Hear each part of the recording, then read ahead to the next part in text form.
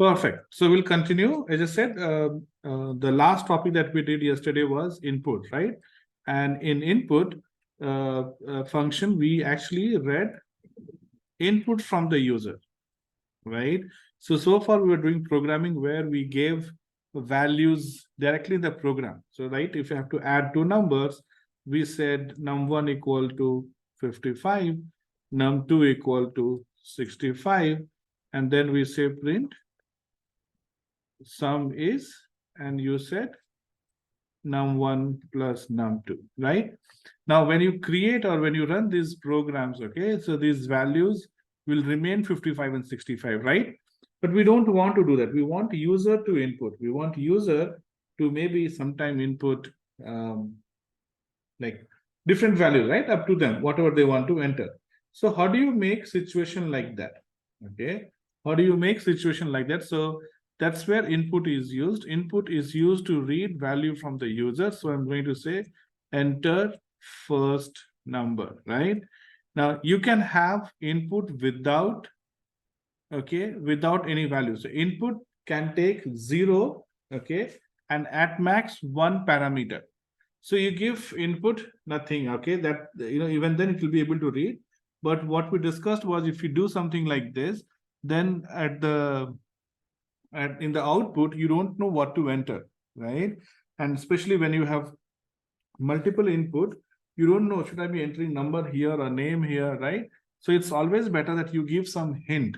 So you give hint as a text. So this text will appear as it is, and then okay, I need to enter first now. Similarly, you can do input and you give here second now, right? So now when you run this program, see, this text is displayed as it is, and now it is waiting for us to give a value to this variable num1. So whatever we give here, this value will be added or will be given to variable num1. So once I hit enter, num1 will have 55. And now I'll say 75. Okay, so your num2 has 75. Okay, num1 has 55, num2 has 75. And now when you add them, okay, you get num1 plus num2, which is 5,575. Correct? Okay. Now let's look at, okay, what are the programs that I told you yesterday to do. So maybe we'll calculate area and perimeter of a rectangle. Okay. So so to do that, we need length, right? So I'm going to say here length equal to input, enter length of the rectangle. Okay, and I'll copy this and I will say breadth input breadth of the rectangle. And now we'll calculate perimeter, right? What is perimeter? Perimeter is the length plus breadth into 2, right? So we can say print perimeter of the rectangle is, and we'll say perimeter. Okay, and I'm going to run this program. Enter first num, I say 5, 5. Okay, sum is 55. Enter length of the rectangle, I'll say 21, and breadth, I will say 15. Okay, so see, perimeter of rectangle is so much, right? So this is how you can calculate, okay, values by inputting or by reading value from the users. Make sense? Yes. Right?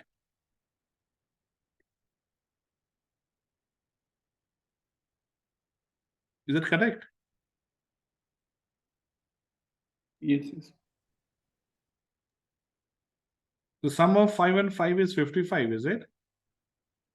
No, I'm sorry. You guys have left your brain somewhere and you're here, or are you concentrating also?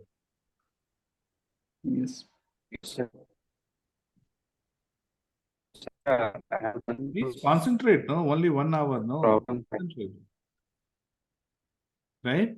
So, see what happens is, okay, your input, okay, when you're doing input, it doesn't know, Python will not know what kind of value you're trying to enter, isn't it? Whether you're trying to enter integer or float, okay, or Boolean, okay, your Python will not know. So what Python says is, since I don't know what values you're entering, okay, let me read every value as string. So when you do input, you actually read, okay, when I say print here, type equal to type of num1. Okay, so when you say type of num1, okay, I say 5, you see, it has read as a string. Okay, since it doesn't know what value, we don't, Python, we cannot predict what you want to enter, isn't it? So by default, because every value can be read as a string, you can read true as a string, integer, float as a string, you just have to put quotation, right, in the beginning, at the end. But vice versa, I can't say, okay, if I have to read like, a string as integer, you can't, right? So since Python doesn't know what value you want to enter, Python feels safe in reading everything as string. So it reads everything as string. That's why you see num1 and num2 become a string. And when you say add, it is actually, okay, it is actually putting them together, what you call concatenating them. Okay, it is concatenating them together, okay, because they are string. Okay, now if you want to convert this, okay, if you want to convert this into integer, right, you have to convert this into integer. Only then you can perform mathematical operation. Mathematical operations can only be performed on numbers, isn't it? Right? So what we need to do is, we need to convert this into integer. Okay, and you can always convert this into integer by using int, okay, int function. Okay, so you go here, okay, and you say int of. Okay, so now when you run it, of course, I need to, okay, run this. Now you run here, and when I say 5, now you see it has converted into integer. So int function will convert whatever input you give into integer. So you go and you put it here, okay, integer. Now here again, your length and breadth, you can have float also. Let's say I want to have this as float. Of course, you can have as float as well. Okay, you can convert into float. So each of these 5, okay, variables has a function, okay, by same name. Okay, so you have integer. If you want to convert to integer, okay, which function we have to use? Int. Okay, similarly you have, you can use float function, okay, str function, bool function, complex function, to convert into the respective data type. Okay, so if you say complex of the whatever input you give, if it is convertible, okay, now if I write ABCD and I try to convert it into integer, it will throw error. You can't convert ABCD into integer, right? Yes. Right. So if it is convertible, only then you can convert. If it is not convertible, you cannot convert. Okay. Yeah. So that's how these functions work. If you can convert into float, only then you'll be able to convert into float. Otherwise, you can't. If it is convertible into integer, okay, or Boolean, only then you can convert into Boolean. Otherwise, you can't.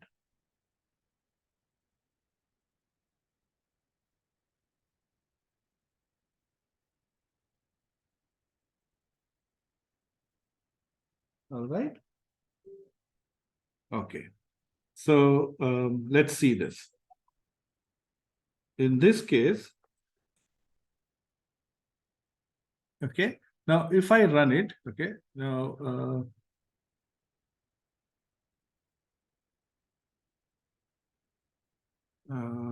okay, I don't know. Did we convert this before? I'm not sure. Okay, yeah. So see, this was before we converted in integer. So you cannot add integer. You can concatenate one integer value to another. Sorry, you can concatenate string value to string value, right? If 5 is string and 6 is string, then it will be 56, 5, 6 basically. If you have integer values, they will add them as 11. But you can't add one integer and one float, or one integer and one string. You can add integer and float, but you can't add integer and string. So what we did here in this case, we converted into integer, but this input we ran before we actually put int, right? So that's why you get this set. Now when you run it here, and you say first number as 34 and second number as 43, now you see it is 77, right? And length you say 5 and you say 7, okay, you get 24.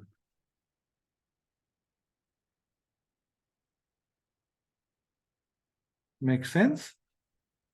Yes. So this is how when you read a value from integer, you have to translate this into, okay, respective data type before you actually work, because the input will always give you in string. Will always give you in string.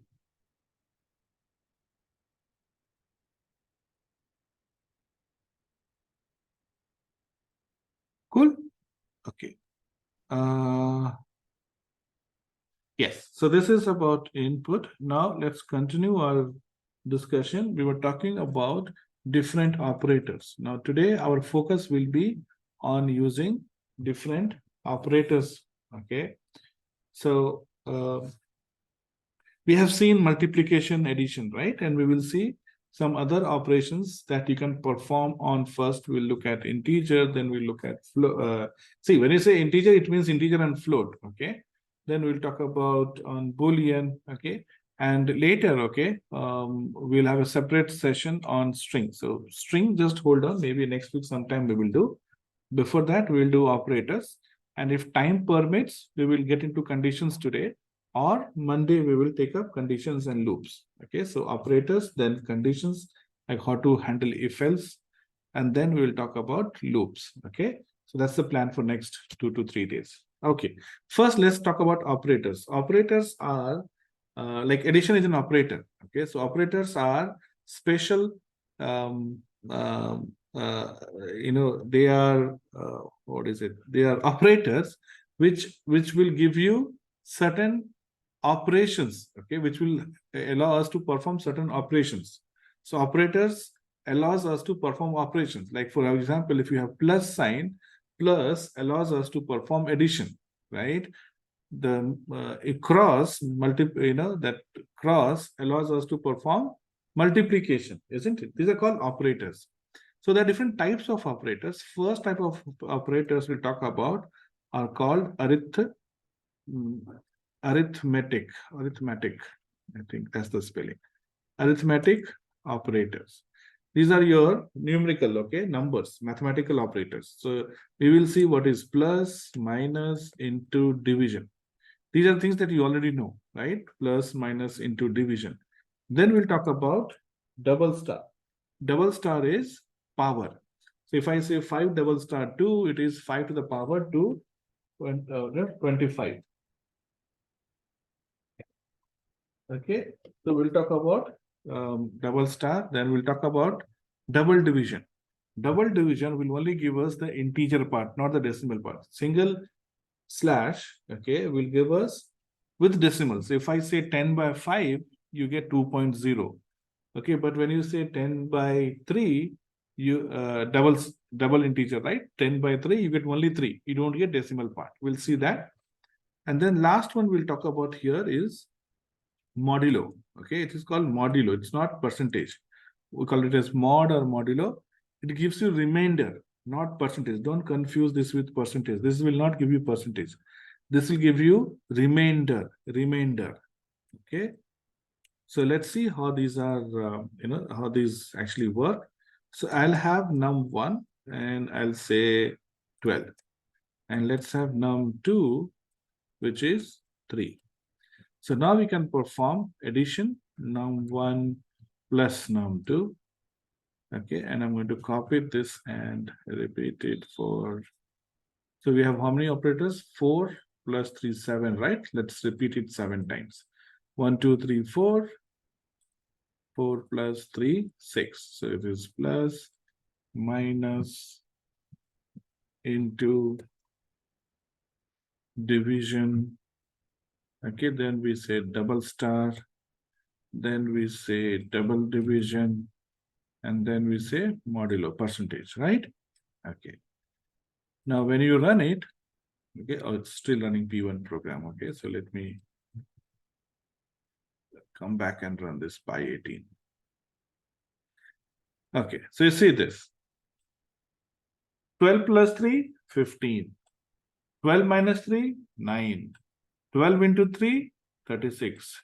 12 by 3, 4.0, right? If I put 11 here, okay, then you will get 3.666, right? 11 by 3 is 3.666. Now, double star. 11 to the power of 3. 11 into 11, 121. 121 into 11. That will be 1331, right? So this is your 1331. Then 11 double division, right? Double slash integer division. We call it as integer division. Okay. This is your power, right? And this is your remainder when you divide something. Okay. So 11 by 3, 3.666. So it will remove your decimal part. It will only give you the integer part, correct? And remainder is actually the decimal part, right? So what is left? If you say integer division, so 11 by 3, you say 3. So that means 3 into 3, 9. What is left is 2. That is your remainder, right? So perfect division, if you do perfect division, the remainder is left, and that remainder is what your modulo will give you, right? Yes.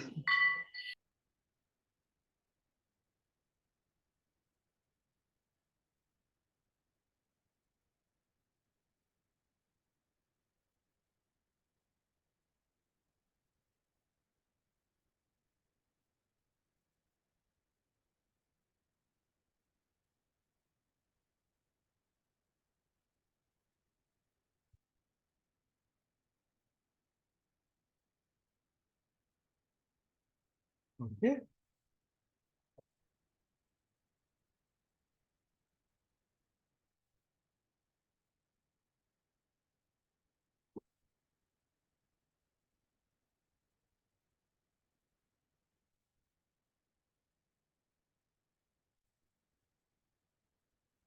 Okay, so these are your arithmetic operators. Now we will go to next set of operators, and these are your, we call them as relational operators, okay, or comparison operators. So they give the relationship or comparison. Comparison, I think spelling is correct. So here you will have operators like greater than, equal to, less than, equal to, not equal to. So see, how did I write equal to? I wrote double equal to. So when you say something single equal to, this is called assignment operator. You are assigning the value. Assignment operator, okay? You or we are actually, right? We are assigning value 11 to num1. We are assigning value 11 to num1. Right? Yes. So single equal to is assignment. When I say a equal to 5, okay, you get a, value of a will be 5. But when you have double equal to, it is like asking a question. All of these are asking a question. Is it greater than? Is it less than? Is it equal to? Is it not equal to? Right? So it's like asking a question. Is it? And when you say is it, what would be the answer? Either yes or no. That is your Boolean. Okay. So output is always Boolean. Either true, TRUE, or false. You get either true or you get false. Nothing in between. Okay. Either true or false.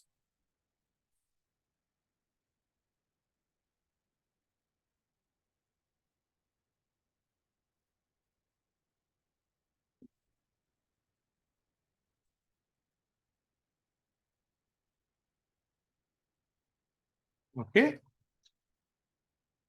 Yes. So let's see an example here.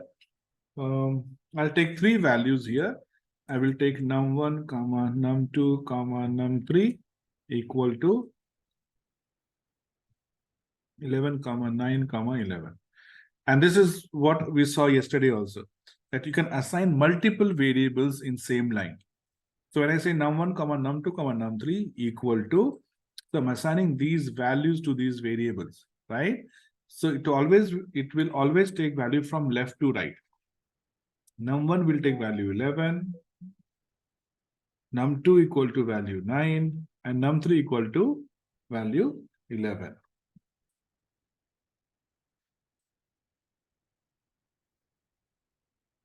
Okay. So now we will say this. Okay. Okay. So just to make it different from the previous one, I'm going to put this here like this. And here I'm going to say val1 greater than val2. Right? Is it val or num1? Sorry. Num1, num2. Okay. So now I'm going to copy this and let me run it multiple times. So num1, num2, num3. So here I'm going to put num3 greater than equal to. Here I'll say less than, I'll say less than equal to. Num1 equal to. Num2, num1 equal to. Num1 not equal to. Num1 not equal to. Num3. Num1 greater than num3. Okay. Let's say these are the values. Now you tell me, okay, what will the value be here? What will be the output here? What do you think? True. Num1 is 11. Is 11 greater than 9? Yes. Yes, of course, right? So it will be true. What about here? 11, is it greater than or equal to 11? Yes. 11 is not greater than 11. So see here, here if you see this is 11 and 11. 11 is not greater than 11. So this will be false. Yes. Right? So similarly, if I do something like this here, num1 less than, this will be false. Okay, 11 is not less than 11, but they are equal to. So greater than equal to means either greater than or equal to. Either greater than or equal to. And greater than or equal to. Is num1 less than num2? Is 11 less than 9? No. False. Is num1 less than equal to num3? True. True. Is False. num1 equal to num2? false, Is num1 equal to num3? true, Num1 not equal to num2? true, Num1 not equal to num3? false, Okay. Now let's run this and see if we got it right. So true, true, false.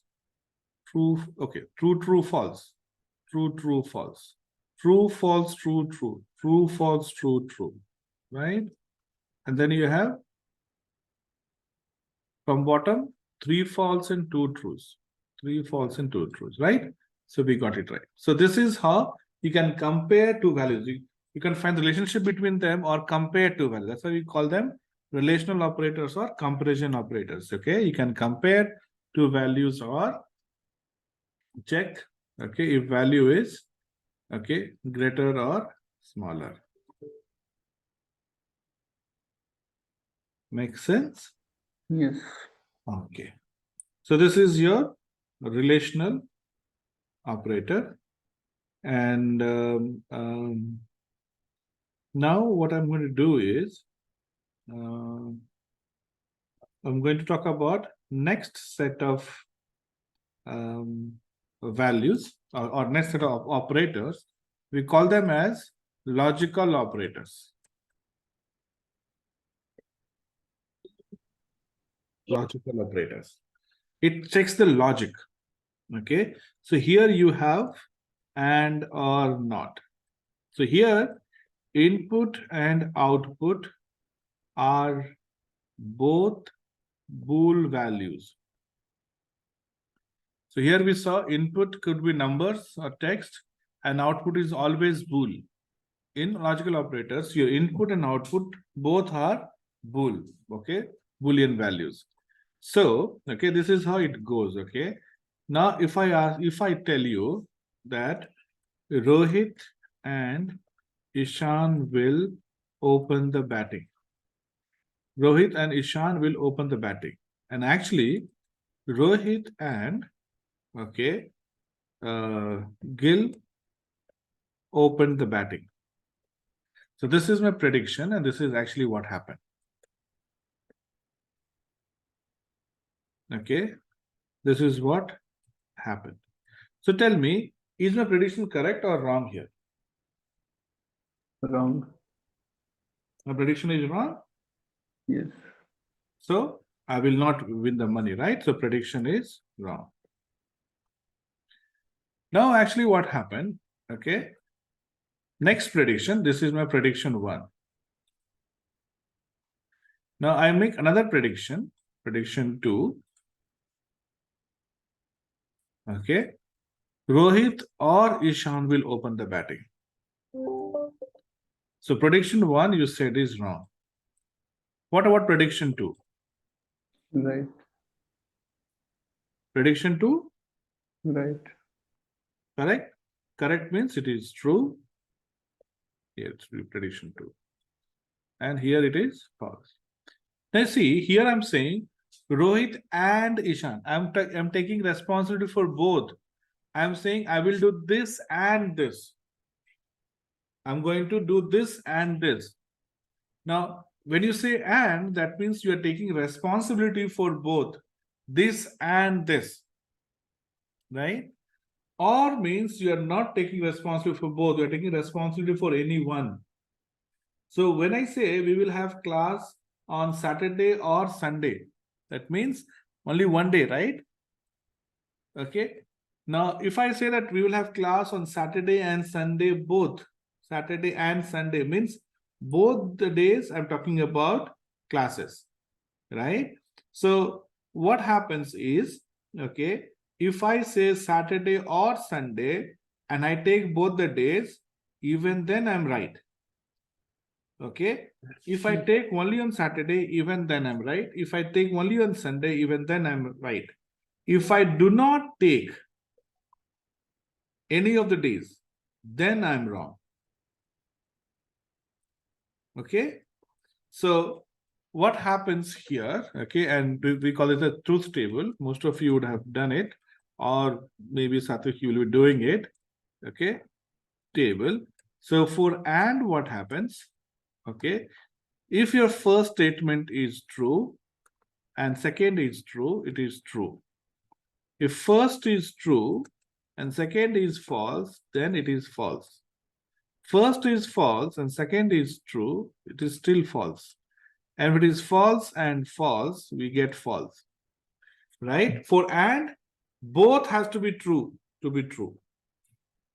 But when we talk about or, okay, and for or you think it as like a addition. And for and you think it like a multiplication. So if true is 1 and this true is 1, 1 into 1 is 1. 1 into 0 is 0. 0 into 1 is 0. 0 into 0 is 0. Right? So when you talk about and, it's always, think of it like your multiplication. And when you talk about or, you think it like a addition. So here if I go, okay, and what I'll do is first I'll replace and with or. So I say or, or. What happens? T or T? T. T or F? T. T. F or T? T. F or F? False. False. So when you get both wrong, you are wrong. Even if you get one right, you are right. You are taking responsibility for only one thing, not both. Okay. So that's how your or works. And if it is not, okay, so not is simple. Not true is false. So or and needs two values on the left and the right. Addition needs two operand, right? One on the left, one on the right. But not needs only one on the right. Not true is false. Not false is true. Okay. So now let's say we will take this one only. Okay. I'm going to take this entire stuff. And let me put it here. Let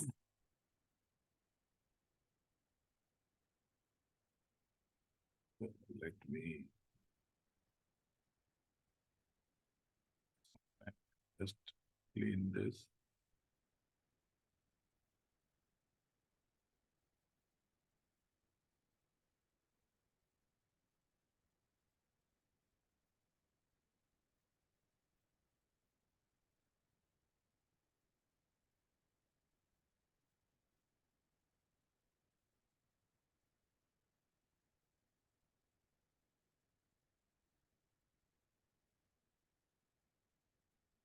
Okay.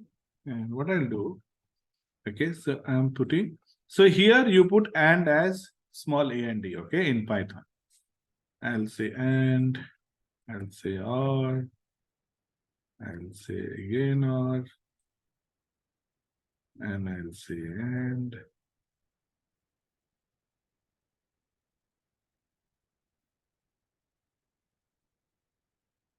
And okay, and say or,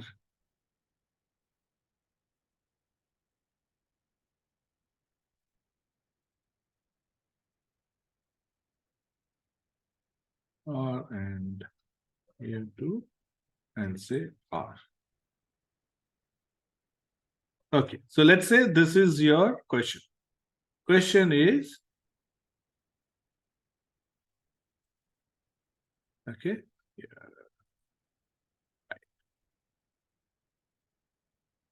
Maybe let me put this here and I'll bring this up. Okay, so this is the expression, and I want to tell you, okay, see, this will evaluate to either true or false, isn't it? This will also evaluate to either true or false, right? So of course, okay, and has true and false. Okay, so it makes sense. Okay, now you tell me what will be the output of this entire statement. Okay, what will be the output of this entire statement?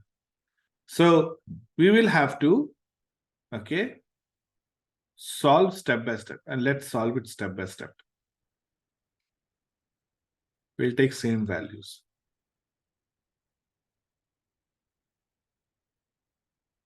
Okay. So first, what is N1 greater than N2? True or false? Keep telling me fast. Okay. N1 greater than N2? True. True. Then you have AND. The next one is True. this one. Right? True, Yeah. correct? Yeah. Then is OR. So we'll put OR. Next, num1 less than num2? False. False. Then we have OR. Num1 less than num3? Less than equal to. So it is true. Okay, then you have AND. Num1 equal to num2? False. False. Then you have AND. Num1 equal to num3? True. True. Then you have OR. Then num1 not equal to num2? True. True. Then you have OR. Then you have num1 not equal to num3, which is False. false. False. Then you have AND. Num1 greater than num3? False. False. Then you have OR, and then you have num1 less than num3, which is again false. False. Okay. So this is after evaluating your relational operator. Perfect. Now in this here, we will try to evaluate this here. Now, okay, you have and OR. When you have and OR, which one should you apply first?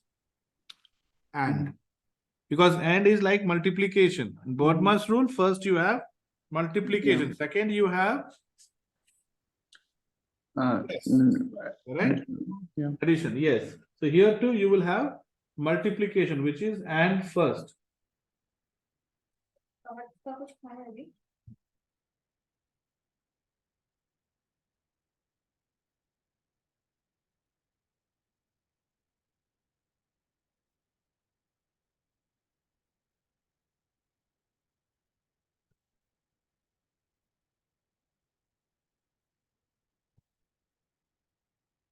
Okay.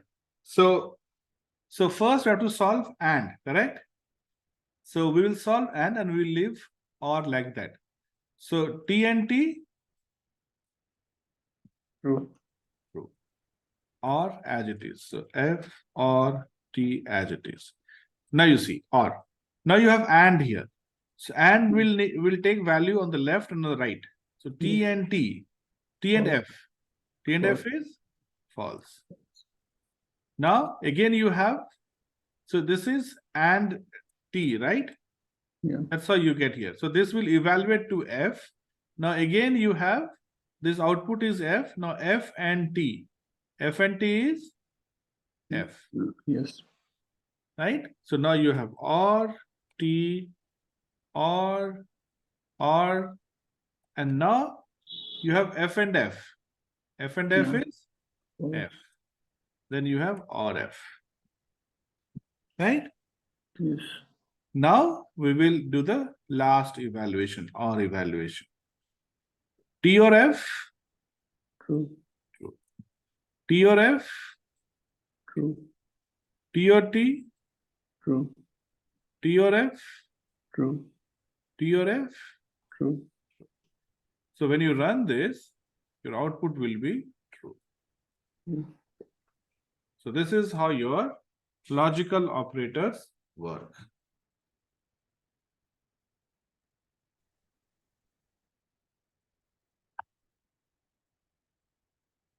So in Python, we don't need to use symbols as we use No. other language. No, you have to write A and D, OR, not. Okay. Now if I put not here, yeah, and I put not here, and I'm saying, okay, and plug the for charging cable, so it becomes a little slow for a few seconds, okay, a couple of minutes. Okay, it will be all right. The system has become slow. 1 second. Yes, now it is should be okay. So this entire thing is true, and now you apply not. So not true will be false, right? So this should give us false here.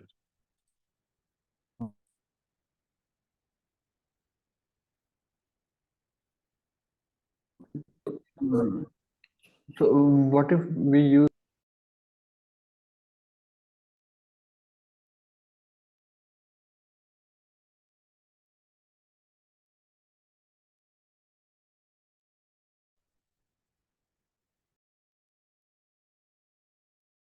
Sorry, Diwakar, can you hear me now? Yes, yes. Yes. You're saying something. What if? Saying what if we use symbols instead of and and or? So will it give You error? can't use, that's what I'm saying.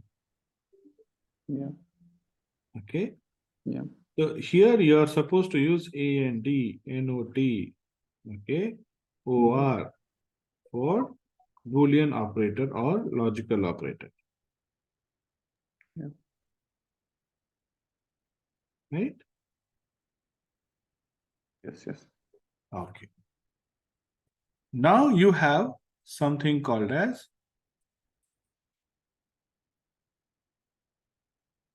bitwise operator. But before bitwise operator, okay, we need to understand how to translate. Okay, you can convert your integer to binary, binary to octal, hexadecimal, all those things is possible. Integer to binary and vice versa. Okay, so if your num1 is equal to 34, if your num1 is 34, okay, and I want to convert this into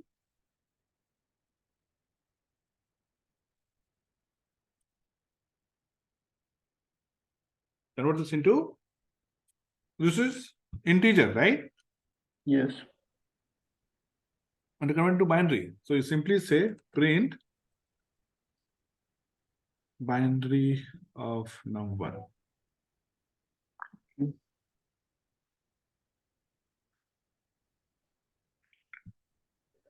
Bin of 34.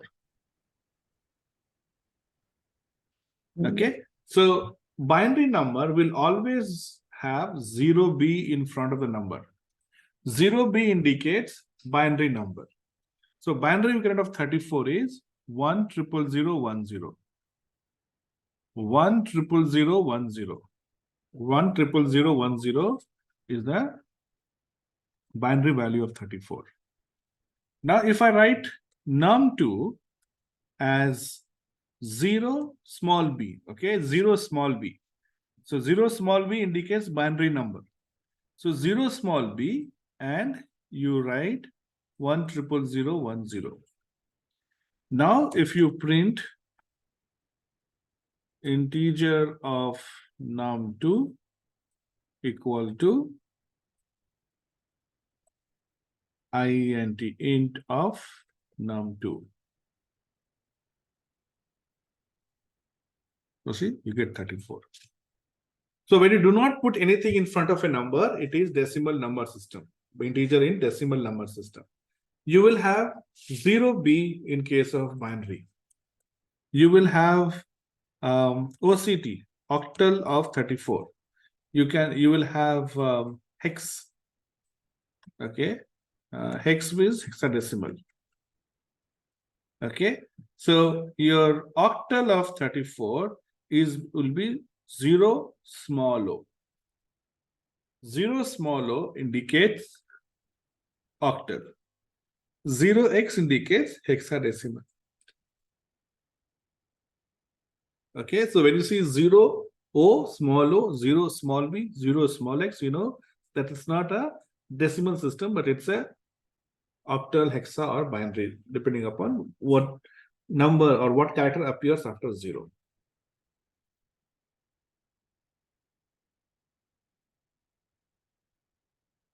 Make sense? Yes. Now, let's come to bitwise operator. Now, bitwise operator also uses and or. Okay, so you have and pipe sign. Now, when you use symbol, single symbol, it is bitwise, not logical. That's why we say bitwise and you have bitwise or. Okay, difference between bitwise and or and your logical and or is logical works on the total value. And bitwise works on your binary value. So you have and, you have or, you have left shift, you have right shift. It's called right shift, shift right. Okay, you have left shift, shift left means go left.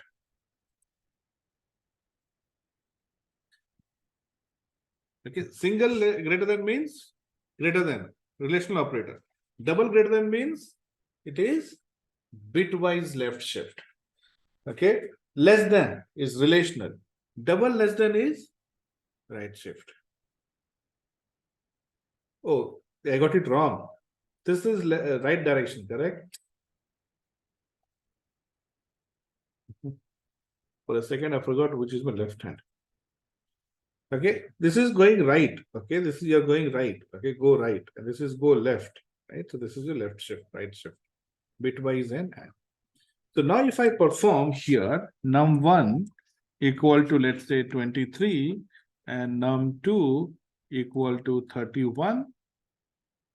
So first I have to convert this, okay, each of these into binary. So I'm saying binary of num1 and binary of num2. Okay, so you have 0b 1 0 triple 1, and this is 0b all ones. 31 is all ones. Okay, now if I perform bitwise AND,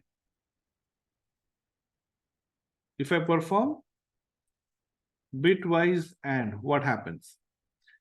1 0 triple 1 1 1 triple 1. Okay, and you perform AND on all these values. When you perform AND, what do you get? 1 and 1 is 1. 0 and 1 is 0. 1 and 1 is 1. right. So output is going to be 0 B 1 0 triple 1. So if you can, so this is same as your input right here, 23. So if I say int of 0 B 1 0 triple 1, okay, you get 23, obviously, right? So your bitwise AND is going to be 23. So print 23 and 31.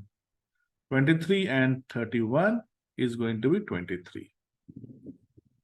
See that? Yes. This is your bitwise. It works on the bit. So 23 and 31, okay, 23 and 31 are converted to binary format, and then AND is applied on them, and you get. So similarly, you have bitwise OR. Okay, now bitwise OR. Okay, so I say OR pipe, which is just above your enter keyword. Okay, so here you perform and OR 1 or 1 or 1, 1 or 1, 1, 0 or 1. 1. So it's going to be, so here, so this is going to be your 31, right? So if I take this entire thing and put it here, so 23 pipe, okay, pipe, this will be 31. You can run and check. You see, it is 31. So single and single OR works on the bit, and you get bitwise operation. Then left shift and right shift. Okay. So you are shifting to the right. Okay. So if you have a number, okay, let's say we talk about integer number, then we'll go to binary. Let's say we have 5,432. I'm saying shift left. Okay, what happens when you shift left? Your units will go to tens place. 10 will go to hundreds place. 100 will go to thousands place. 1000 will go to 10,000 place. Then what is left at unit place? 0. Yeah. So if I say go to the left, you are actually multiplying this by 10, isn't it? Yes. Go left, you are saying shift left. See, here, earlier number, you have here 1000, 100, 10, and 1.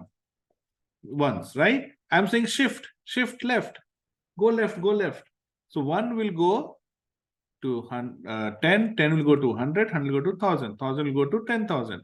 So at unit place, you are left with 0. So when you are performing left shift on decimal number system, it is getting multiplied by 10. So if I perform left shift on binary number, what will happen?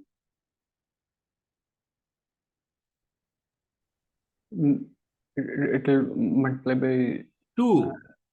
2 years. Yeah. Okay.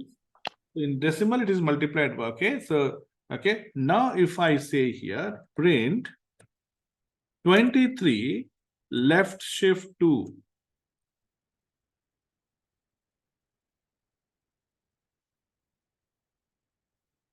Okay. Now, double less than, whenever it sees single less than is relational, checking the value. Double less than is to check or to perform left shift. So it knows, okay, I need to perform left shift. We are going 2 decimal to the left. So 2 times, 2 means 2 times, 1 means 1 time, 2 means 2 times. 23 will go to left, becomes 46. Now 46 will go one more time, it becomes 92. So when you run it, you see you get 92. How do you get 90 through 92? So you first convert 23 into binary. So when you convert 23 into binary, 23 we know, right? This is a binary, isn't it? Yes. So your 23, okay, this is this. When I say 2 times, that means you are adding 2 0 here. Now, when you look at 2 0 and you convert this into integer, 0b integer, see, you get 92. That's why you get 92 here. 2 times you are saying go to the left. You're adding 2 0 on the right. Now reverse will happen if I do right shift. Okay, so if I perform right shift here, okay, if I perform a right shift here, okay, so 23 is 10111. 10111. Now I'm saying 1 go to the right. If 1 is going to the right, what is happening? 1 is getting deleted, isn't it? Now I'm saying 10 also go 2 times, I'm saying. So this also go to the right, remove. So if I say 548, 548, right shift 2. So I'm saying 8 go to the right. What will happen? 8 will be disappearing. 4 will be disappearing. You're only left with 5. So as you go to the right, you are dividing it by 10 in decimal. So in binary, you will divide it by 2. So 10111 will be left with 101. 2 times I'm saying, right? So first 1 will go, second time another 1 will be gone. You are left with 101. So if you convert, okay, 101 into integer 0b 101, what do you get? 5. So 23 by 2 is 11, because decimal, there is no decimal here, right? Decimal is going, there is no decimal here. So 23 by 2 will be 11.5, no decimal, so 11. 11 by 2 will be 5. That's all. When you do right shift, you are dividing it by 2. So this is your, what do you call, right shift. So bitwise operator, right shift and left shift. Okay. All good so far? Yeah. Okay, shall we continue for another 10 to 12 minutes, 10, 15 minutes? Are you guys okay? Yeah. Yes. Let's continue for a few more minutes. Okay. Anyway, you guys will have 2 days break. So let's continue. Okay. I want to introduce this concept. Okay, for conditions. So on day one, what did we say? We said that your program should run from very first, very first position. You cannot leave a space. Space means error. Okay, when you run it, you get error, right? Indentation error. It's called indentation error. But today we will see when to give indentation. When to give indentation, we'll see. Because indentation also has a meaning. So far, whatever we have done, we never had to give indentation. But now what we're going to do, we need to give indentation. So let's see how this works.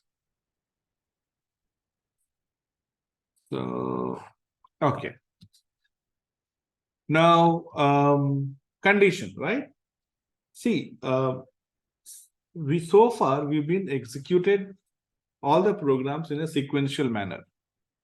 But not always you will need to execute in sequential manner, right? For example, let's say you want to check, okay, check if the student has passed or failed the exam,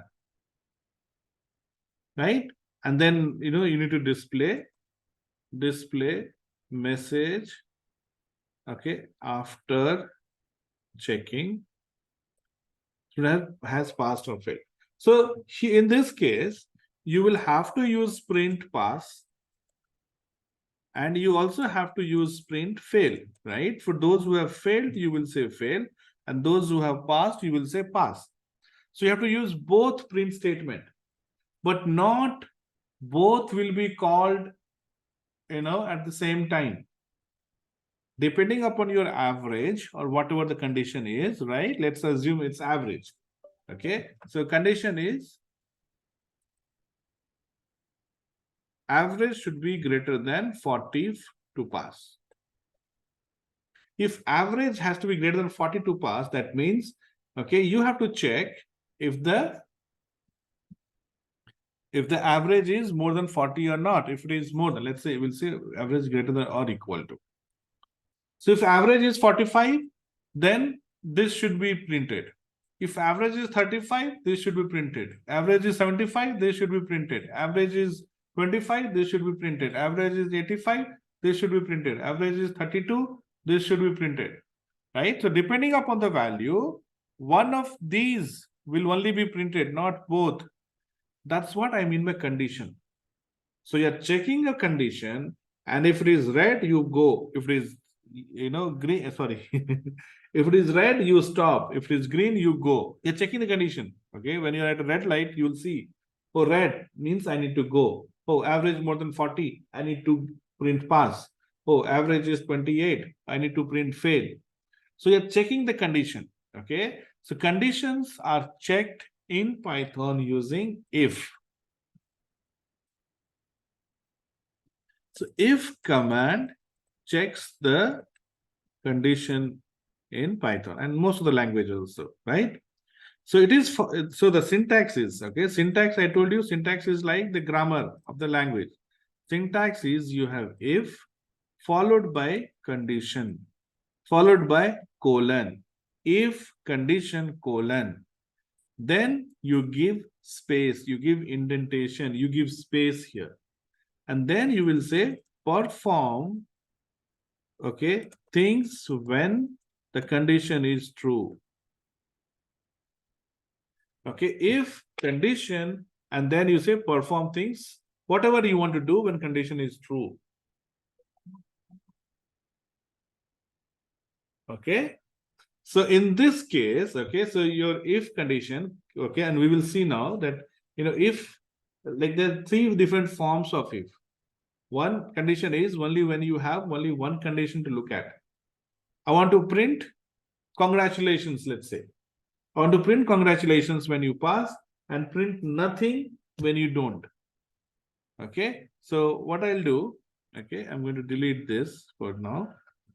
And let's say, okay, your average is 42. So what we are saying, if average greater than equal to 40, if it's 40 also we'll say. So if average greater than equal to 40, then I have to print congratulations. Right? So see, you have to give a space indicating that this space indicates that this print is inside if block. Print indicates that, the space indicates that print is inside if block. If I put it here, okay, in Python, you do not have curly bracket, okay, it is done using indentation. The blocks are handled using indentation. So indentation is part of programming. Most of the programming languages like C++, Java, indentation does not exist, and you have to have bracket to indicate when to begin, when to end. But in Python, you have to have indentation. There is no concept of bracket here.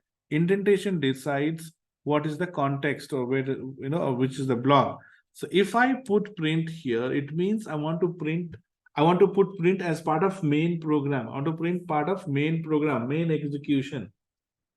Now, if I give a space, now indentation can also be one single space. For Python, one single space is enough.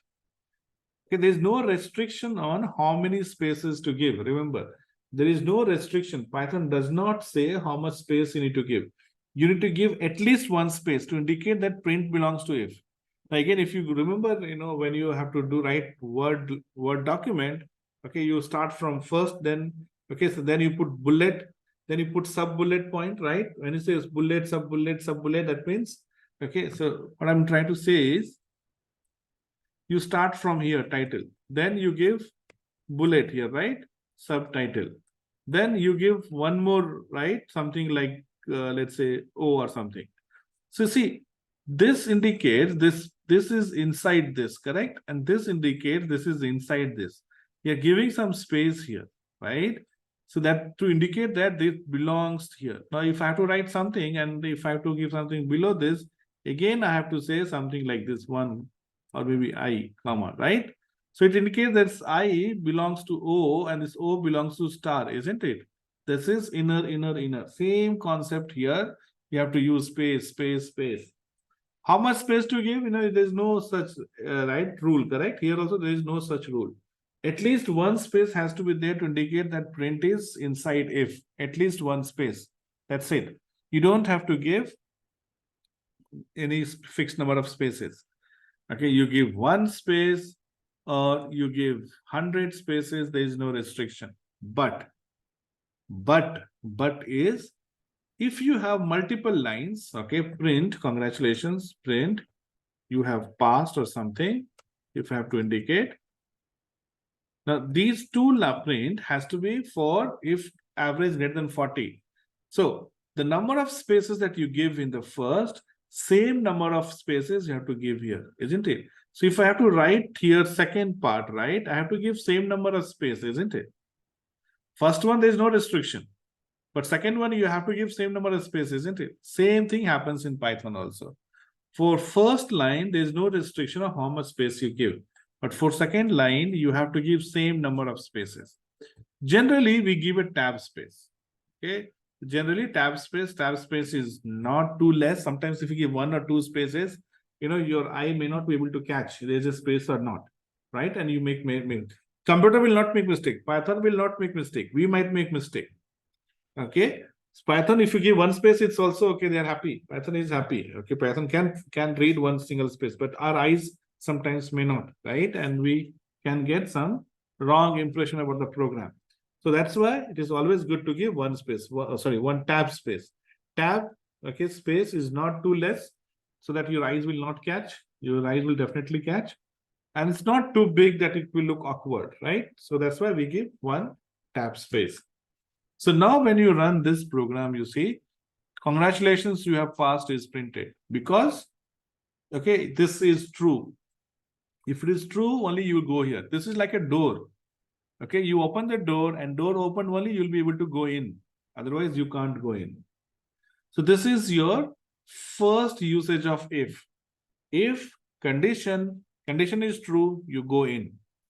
If condition is not true, then you can't go in. So if I make this as 32, okay, and now you run it, is 32 greater than 40? No. So this is the application of what we just learned, the relational operator. Okay, you have to put this in condition. Condition, okay, will always have conditional operator and it should evaluate whether true or false. You might have multiple conditions. That's what we saw in logical operator. Okay, you should have, let's say, condition is that you have 5 subjects. In every subject, you have to score more than 35 and average should be more than 40.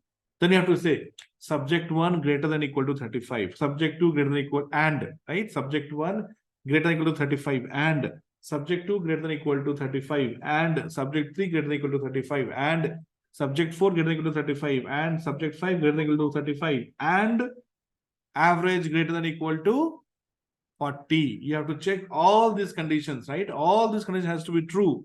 So when all that has to be true, that means you have to use and. Condition 1 and condition 2 and condition 3 and condition 4 and condition 5 and condition 6. 5 conditions for subject and 6th one for average. So entire thing should evaluate whether true or false. If it is true, then you go inside if. If it is false, then you don't go inside if. So if I print here, thank you. Okay. Now, how do you know that thank you is not part of if? Because I have not given the indentation space here. I have moved it back to the part of main program. So print is not inside if. Print is not inside if. So this thank you will be printed any case, whether it go inside or not, thank you will be printed. If I make this as 82, of course, okay, you have these messages and now thank you. Because thank you will be printed in both the cases. It's part of the main. So once you go to if, so condition is checked. If it is false, you don't go inside. You come here to line number 22. If it is true only, you go inside if. So this is one application of if. Second application of if is when you have true and false both condition to look for. Okay. So here, the actual program that we started with, check, average, and print pass or fail, right? So here I'm going to give new average equal to, let's say, 59. And what did we say? If average greater than equal to 40, we have to say print pass. Okay. And we also have condition if it is not true. If it is true, we know how to handle it. Not true, we have called else. Else means something other than true. If the value in if is not true, it will go to else. So in this case, okay, either pass or fail will be printed. If average is more than 40, pass will be printed, otherwise fail will be. So else is like otherwise. So in this case, your average is 59, so you'll have pass. But if I make it as 19, this becomes false, isn't it? So you go to else. So today we will only see 2 versions of condition, which is if and also if else. Okay, you might have 3, 4, 5 conditions. Then you use something called as else if, elif. Elif in short, we write elif in Python. We call it as else if, and that's what we will see in our next session after 2 days. Okay, so we have seen how to handle conditions in Python. So once we do condition, then we will do some more programs. And then we get into loops. Okay, sure. Okay, sure then. So we'll end it here, guys. You have a good Friday evening and a good weekend. Enjoy, but don't forget to watch the videos. And we'll see you on Monday, same time.